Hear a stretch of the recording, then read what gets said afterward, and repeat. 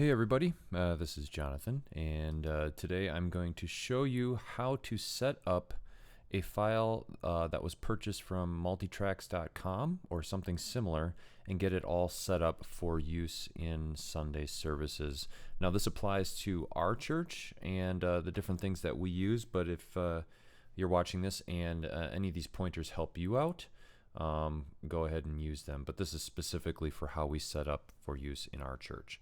So I'm going to use the song Lamb of God by Vertical Church as an example today. And these are the multi-tracks that were purchased. When you purchase it, you can select what keys to download you want. And you want to download the keys you probably will be using for sure, because they transpose all of the tracks themselves. So your computer power usage, CPU usage, is not running up trying to transpose everything. So this is specifically, you want to do that if at all possible. Now they did not have it in the key of F, and that is a key that we wanted for to transpose for a lady to be able to sing it in a female key. So we had to do some changes there. These were all from multitrack. So I'm going to set up the key of B, which is the original key for this one. And I already kind of renamed these. They had it multitracks. I had to shorten it down because just too many words there. So Lamb of God in B. I'm going to expand that folder, and inside of it, you're going to see, ignore this file because this is the one that I did after I set it up. But you'll get the basic.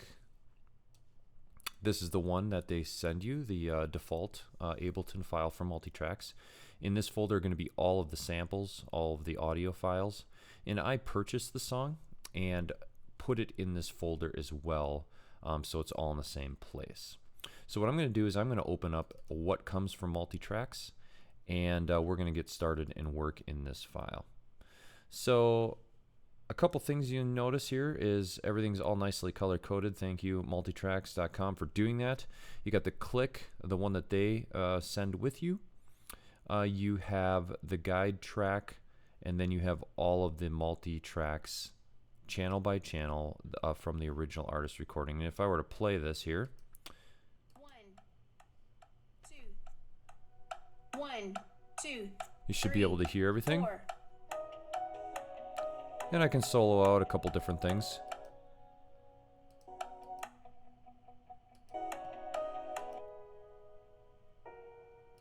And you'll notice how everything's all split out real nice, and they even put in the markers here for all the choruses and verses and things like that.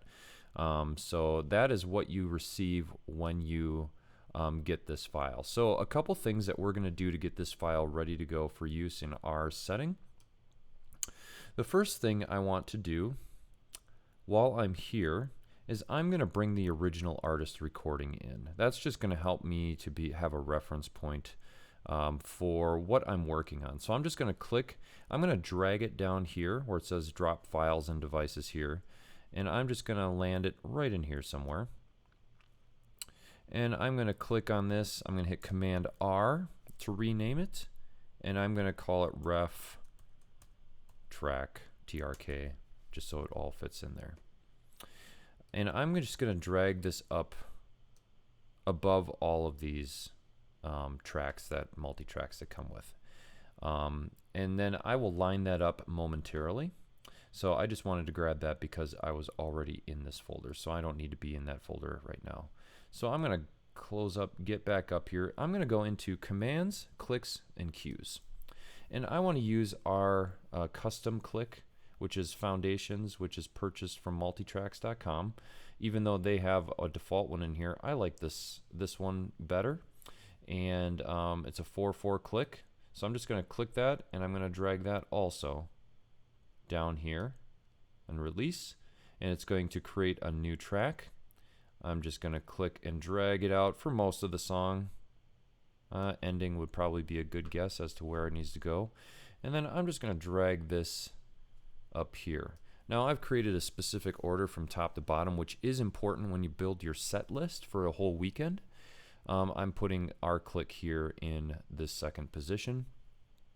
Here's the guide track, and we have our reference track. Another file I need to drag in is our blank audio file for our tempo track. So I'm going to go into blank audio file, which is still in this commands and clicks and cues folder. I have everything in there. I'm going to drag in my 10-minute long blank audio file and drop that in as well. All right, and I'm going to rename this one tempo. And I'm going to drag that up into that position. While I'm on the tempo track, I need to assign it to the tempo of the song. I can see it already here from the multi-tracks that they made. It's 71 beats a minute. So I'm going to double click on this audio file right here. I'm going to warp it, and look at that, it picked up the 71, and I'm going to make it master. So now it's going to control the tempo of the whole song. I don't need all 10 minutes of it, so I'm just going to shorten it back up somewhere around there for now. All right, now what I need to do underneath it, and again this is just specific to our order for our set lists, I'm going to create 3 MIDI tracks. And I'm going to just do it real quickly with a shortcut. Otherwise you would hit create insert MIDI track, and there's the shortcut.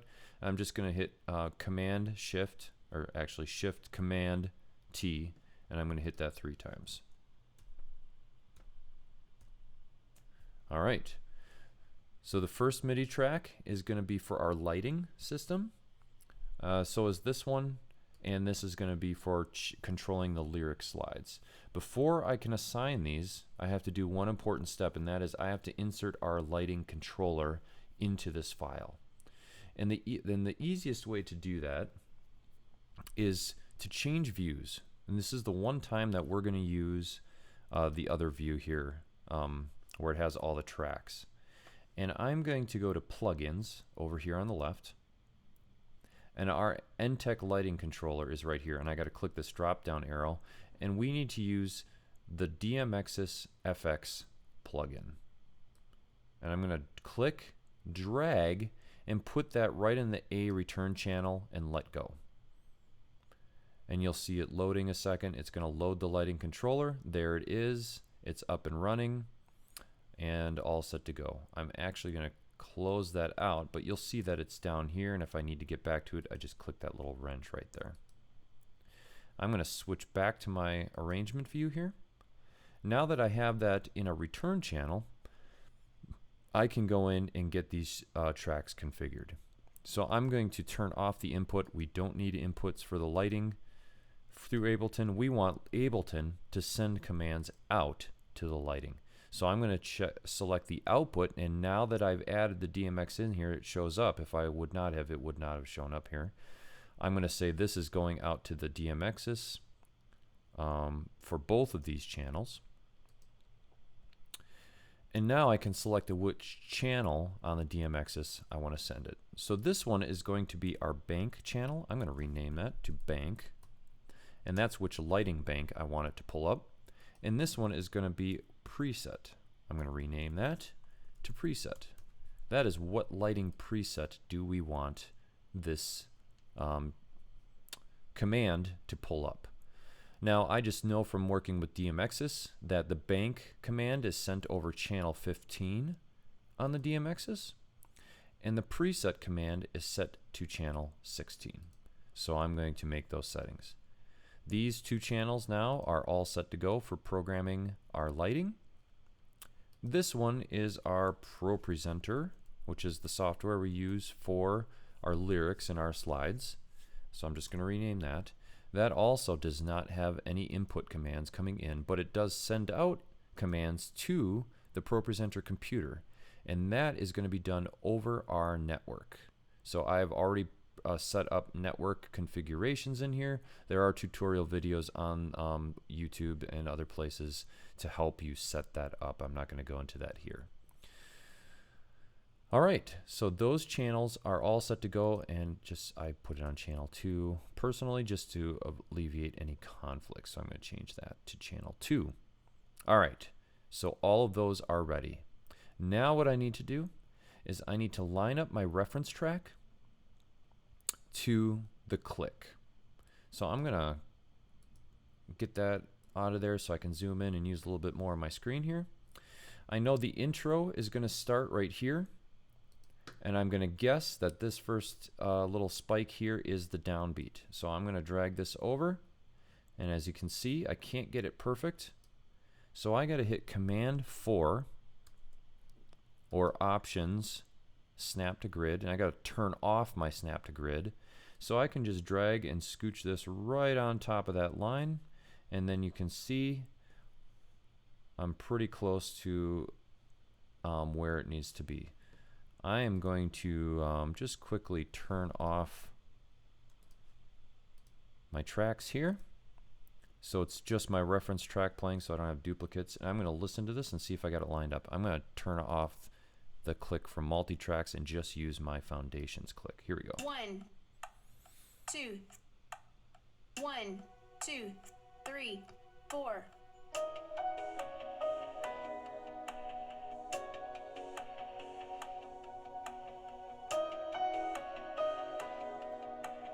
Verse. And that's almost perfect. That will do very well. It's just for reference purposes. And also that's useful for when you want to create audio tracks for your teams to listen to, where, for example, you may want to cut out a repeating chorus, for instance. You could come in here, highlight this, and click and select Edit, Delete Time. That's going to wipe out that whole existence of time throughout the whole audio throughout the whole Ableton file. If I just click delete, it's just going to remove that. That's not what I want to do for this instance. But if I'm creating a track where I want it clear what we're doing when we are doing the song in our worship service, I can highlight, as an example, to cut out a chorus. I can highlight it and go to delete time. When I do that, it cuts that whole time out and brings everything over. And then if you have it perfectly on the click and on the time, it's going to sound pretty seamless.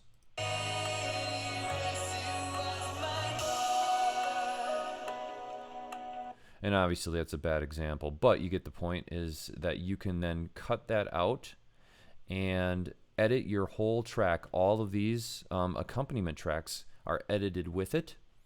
And for reference purposes, maybe it's not quite seamless. You can zoom into your splice, highlight over the top of it, right click, and hit Create Crossfade. When I do that, you're going to see some volume cues come up here, and it's going to show you how it's fading out this first clip and then bringing up the second clip, which will sound a little more natural for your musicians to rehearse. So that kind of sounds like this.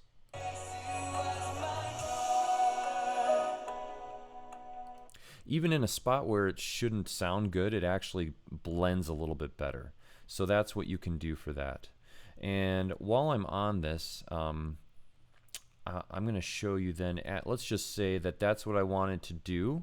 And I wanted to create a new audio file for my team to upload to, say, Planning Center, for them to rehearse to. When I'm done with that, I'm just going to highlight this whole section of this audio track and see how it snaps to the end right there. I'm going to highlight that because I want to export that as a new MP3 file for rehearsal purposes. When I get that all done, I'm going to highlight that. I'm going to go to File, Export Audio, and I want to render out not the master track, because the master track is going to include all of these tracks. I want to just select my reference track right here. And you see it defaults the starting and end points to my highlighted section. So that's why I highlighted it. So I want to export that as a WAV file. They do not support exporting to MP3s. You will have to get a converter and convert that to an MP3, just so you know that. Sometimes people like to normalize, and here it's the original artist recording, so that it should not need any normalization. And then I would export that and create a new audio file and call it deleted chorus or whatever naming situation you want to put it. So that's how I can then create tracks for the team to rehearse to. Now, additionally, if you wanted to duplicate a chorus, you could select that, go to Edit, and hit Duplicate Time. And that will do kind of the opposite, is it will duplicate and repeat that. You could create your crossfades in here again as well, make it nice and seamless, and similarly export a new arrangement or a way of doing the song. That is also another thing you can do and very helpful for your musicians. So I Command Z to undo all of that. So basically I'm going to finish up going through here. I would add all of my lighting cues. I have a bank with the DMXIS. If I click this open, go into my preset manager, I would find Lamb of God as one of the songs that we have recorded lighting for, lighting cues, and I might have scrolled past it. There's a lot of names in here. I want to say it was closer to the beginning. Here it is. Yeah, I did. Lamb of God, and some lighting cues that we made that will trigger. I would put number 7 in my lighting bank here, and for each song I'm going to put it towards the beginning of the count. I hit Command Shift M to add a note. That's also create and insert, no, where was that? Edit. I'm going to do it again because it flashes. Under create. Huh. Insert MIDI clip. That's what it is. I can't do it because it's already, I have to highlight it, create, insert MIDI clip. There it is. So that's what I would be doing here, and I would be assigning number 7. And that's from the bottom. 1, 2, 3, 4, 5, 6, 7. And I've created a little cheat sheet for us to help figure that out quick. So that's going to trigger lighting bank number 7, the Lamb of God.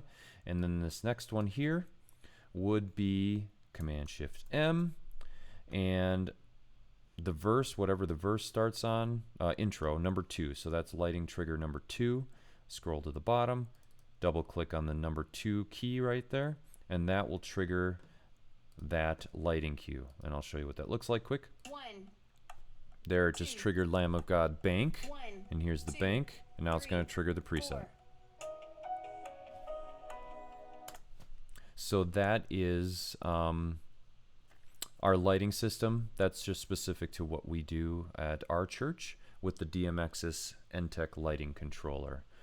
And then this third one is for the Pro Presenter, and just a note of what I did right there. If I want this lighting controller to stay working, I got to click here. Don't close it out. I'm not sure if it's something with DMXIS, but the cues don't fully run if you close it out. I got to click in a track to push it to the background for it to work correctly. All right, Pro Presenter track right here.